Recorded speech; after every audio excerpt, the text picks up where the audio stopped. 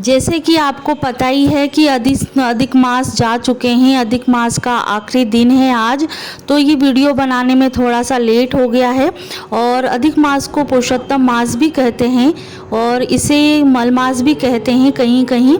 और ये महीना जो होता है भगवान श्री हरि और श्री विष्णु जी का अधिक प्रिय होता है, बहुत पसंद आता है इनको ये वाला महीना। और इसमें क्या है, भगवान श्री विष्णु का पूजन किया जाता है, जिस प्रकार से कार्तिक मास में दीपदान किया जाता है ना, और उतना ही उसका महत्व होता है।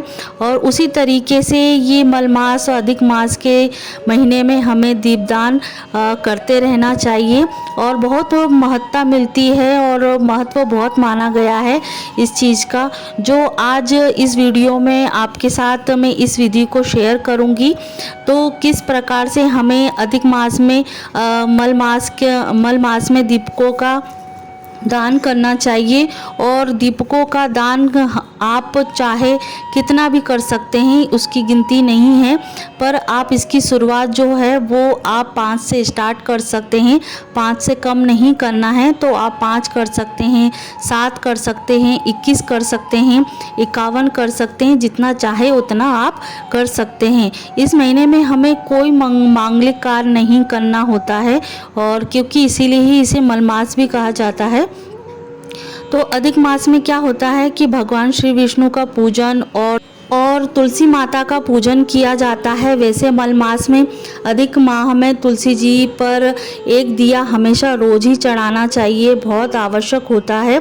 तो आप किसी भी तरीके से दीपक को प्रज्वलित करना चाहें तो आप प्रज्वलित कर सकते हैं।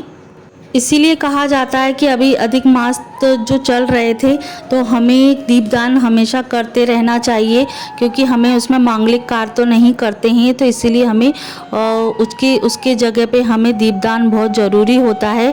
श्री हरि की पूजा की जाती है, इस महीने में बहुत विशेष महत्व होता है और इस महीने में और कोई खास काम नहीं होते हैं। श्री हरि की पूजा आपको बहुत ज़रूरी करनी होती है। श्री हरि की पूजा की जहाँ हम बात करते हैं वहाँ हमें दीपदान ना हो, ऐसा हो ही नहीं सकता है। और दीपदान आपको इस महीने में बहुत ज़रूरी करना होता है। जब तक कर सकते हैं तब तक आप चाहे रोज़ कर सकते हैं, और अगर आपके पास टाइम नहीं है तो आप एकादशी के दिन कर सकते हो दीपदान, और या फिर अमावस्या के दिन कर सकते हो, पूर्णिमा के दिन कर सकते हैं, और जैसे भी आप के पास जैसा समय हो आप उसके हिसाब से कर सकते हैं। अगर आप दीपदान करना चाहें तो आटे में थोड़ी सी हल्दी मिला लीजिए। तो मैंने इसमें थोड़ी सी चुटकी भर हल्दी मिला ली थी। तो आटे को थोड़ा सा टाइट गूंदें, जिससे क्या होता है कि जो टाइटनेस की वजह से जो दिए हैं बहुत अच्छी तरीके से बनते हैं और शेप में आते हैं और दिखने में भी बहुत सुंदर दिखते हैं। और अगर आप अधिक मास में रोज़ तुलसी के सामने दीपदान करते हैं तो श्री हरि को तुलसी अति प्रिय है। वो तो आपको पता ही होगा कि हरि विष्णु के सामने तुलसी चढ़ाना बहुत महत्ता का काम होता है। और इससे क्या होता है कि आप तुलसी की जड़ में जो आशीर्वाद मिलता है वो अनंत गुना फल हमें मिलता है। जब हम उनके सामने तुलसी चढ़ाते हैं तो वो जितना एक गुना नहीं, हमें अनंत गुना फल मिलता है इससे। तो ये दीपदान आप आंवले के वृक्ष के नीचे कर सकते हैं। कहाँ कहाँ हमें ये जो दीपदान करना है वो हमें कहाँ कहाँ करना चाहिए, तो हम कर सकते हैं आंवले के वृक्ष के नीचे कर सकते हैं और पीपल के नीचे कर सकते हैं। और इसके लिए आपको क्या अपने घर से बाहर जाना पड़ता है। तो आपको मैं एक ऐसा उपाय बताऊंगी जिससे आपको बाहर जाने की ज़रूरत नहीं पड़ेगी और आपका जो दीपदान करने का संकल्प है, जो उपाय है, वो आपका हो जाएगा। और इसमें क्या आपको बिल्कुल सरल तरीके से बताऊंगी। तो आपको कहाँ दीपदान करना है कि आपको उसमें क्या है, तेल यूज़ करना है, कौन सा तेल यूज़ करना है वो भी मैं आपको बताऊंगी। तो अगर हो सके तो इसमें तिल का तेल हो सके तो बहुत अच्छी बात है। और हर जगह तिल का तेल उपलब्ध नहीं होता है और संभव नहीं है तो आप सरसों का तेल यूज़ कर सकते हैं और या शुद्ध घी का भी यूज़ कर सकते हैं। तो यहाँ हमने दिए बना लिए हैं। तो सरसों का तेल यूज़ कर सकते हैं या शुद्ध घी का यूज़ कर सकते हैं। और दीपदान हमेशा सूर्यास्त के बाद ही हमें लगाना चाहिए, क्योंकि दिया हमेशा अंधेरा में ही किया जाता है। और सूर्य उदय से पहले हमें करना है या सूर्य अस्त से पहले करना है। और इसीलिए हमें जो दीपदान का महत्व तभी हमें मिलता है, क्योंकि उजाले में दीपक का कोई ज़रूरत नहीं होता, कोई भी महत्ता नहीं होता। तो यहाँ मैंने दिए बना लिए हैं। तो यहाँ मैंने 7 दिए बनाए हैं, और जितने आप चाहें उतने दिए बना सकते हैं। और फिर हम चलते हैं तुलसी माता के पास में, क्योंकि हमें वहीं दीपदान करना होता है। और अगर आप चाहें तो दीपदान 5 जगह कर सकते हैं। एक हमें जो मंदिर है, अपना जो घर का मंदिर है, वहाँ भी कर सकते हैं, तुलसी माता पे भी कर सकते हैं, और नदी तालाब में आपके पास में कुआं है या हेडपंप है, वहाँ आप जलाशय जो हो सकता है तो वहाँ भी आप दीपदान कर सकते हो, छत पे कर सकते हो। तो आपको ये 5 जगह पे, और तुलसी माता पे, भोले बाबा पे, मतलब ये 5 जगह पे है, आप दीपदान कर सकते हैं। तो उस जगह पे ऐसा कुछ नहीं है, पीपल का वृक्ष है, आंवले का वृक्ष है, तो ये 3 से 4 वृक्ष हैं, वो आप दीपदान कर सकते हैं।